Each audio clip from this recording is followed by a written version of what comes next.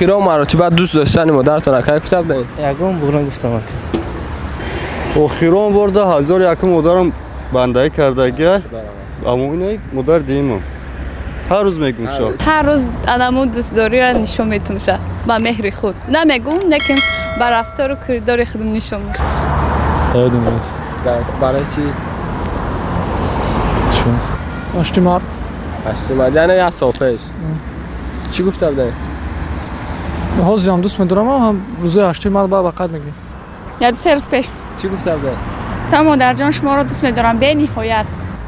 آخران 1 ماه پیش بود گفتگیم. 1 ماه پیش. در نزدیکی گفتن یا نداره؟ دارم. کی ده؟ در روز مادرم با یک تحفه گرفته همین تحفه خوب قطعی. دیروز با تلفن دینا چی گفته بودین؟ دوست می‌دارم مادر جان گفتم. نه یا 14 سال پیش گذشتگیه مثال خیلی عرض میگه خیلی یاد ماسته چی گفته بودین آخرین مرتبه پیش گذشته؟ وقتی یاد ندارم دینا گفتم دینا چی گفتین؟ دوست می‌دارم گفتم. چه بدارم میگم بچه جان دوستت میدارم. ما داید ندارم یکی گفت عبدی که داید ندارم. نه گفتم ولی برای چی؟ نمیدونم ولی یگان کسا دوست نداشتم. نمیدونم. آخرین مرتبه خیلی پیش چند وقت پیش بود؟ یم پیش چی گفته بودین؟ نه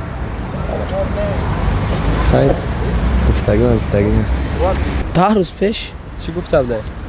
مادر جان من شما را دوست می‌دارم.